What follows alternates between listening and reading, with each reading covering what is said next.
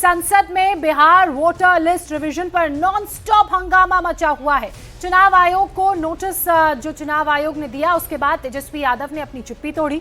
तेजस्वी यादव ने कहा चुनाव आयोग का जो नोटिस आया है हम उसका जवाब देंगे, इसमें कोई बड़ी बात नहीं है। तेजस्वी ने कहा कि बिहार में वोटर लिस्ट रिवीजन के दौरान जो गड़बड़ियां हुई हैं उस पर चुनाव आयोग जवाब दे।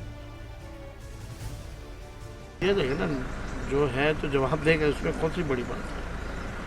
चुनाव आयोग को तो बताना चाहिए ना कि भाई बूथ वाइज जो हम लोगों की डिमांड है, कई ऐसे लोग हैं जिनका छूटा हुआ, IAS व्यास जी का खुद आप लोगों ने देखा होगा छूटा है।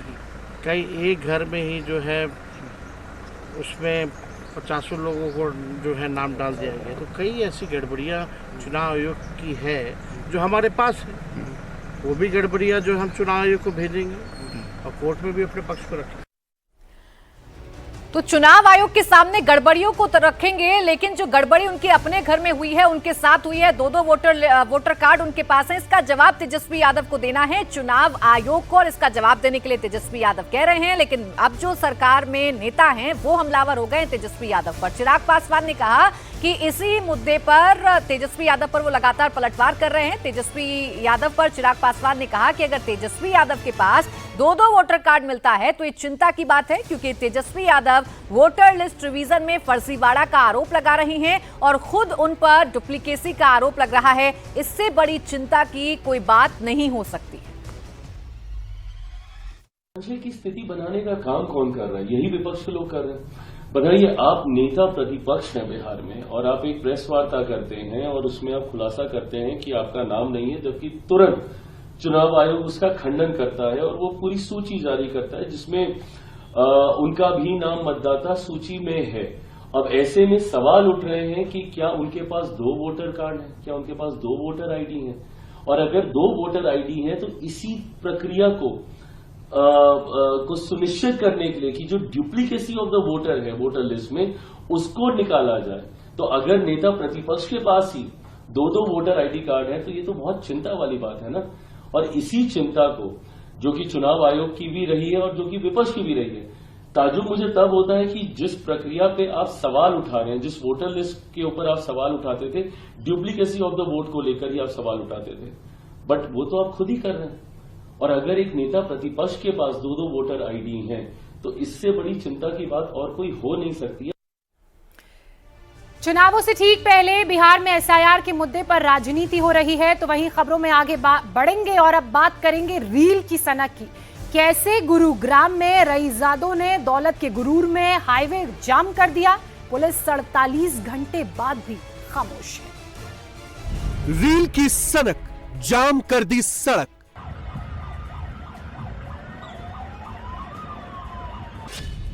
दौलत के गुरूर में रईसजादे, रोका द्वारका एक्सप्रेसवे।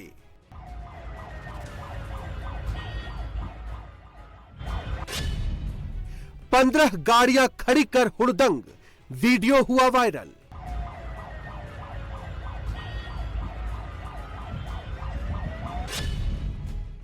टशन की सनक, डिपर जला बजाए सायरन।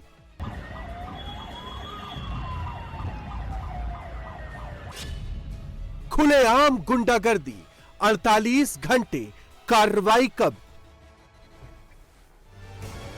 तो वायरल होने की सनक लोगों पर आजकल इस कदर सवार है कि वो कुछ भी करने को तैयार रहते हैं। खबर गुरुग्राम से, जहां रील बनाने के लिए रईसजादों ने द्वारका एक्सप्रेसवे पर ट्रैफिक रोक दिया।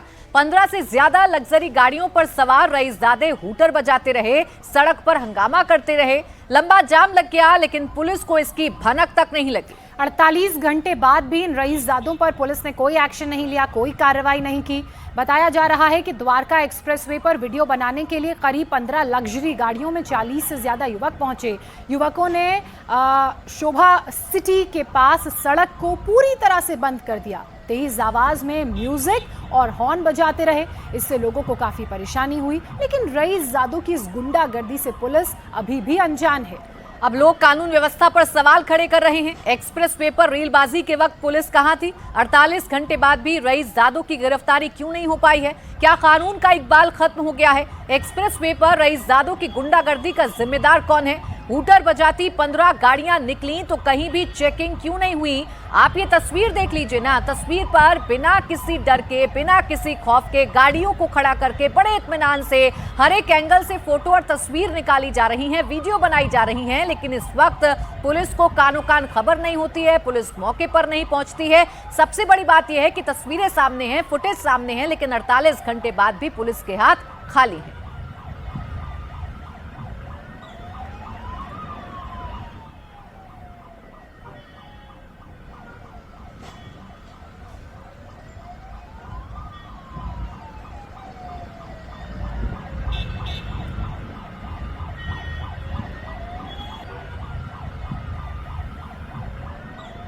ये रील का ही नशा है जिसने इन लोगों को हाईवे जाम करवा दिया, जिस वजह से अब कई सवाल पूछे जा रहे हैं। 48 घंटे के बाद भी इन रईस जादो की गिरफ्तारी क्यों नहीं हुई? क्या कानून का इकबाल खत्म हो गया है? क्या इन लोगों के मन में कानून का डर नहीं है? एक्सप्रेस वे पर ये जो उत्पात मचा, जिससे लोगों को परेशानी हुई, इसके लिए जिम्मेदार कौन है?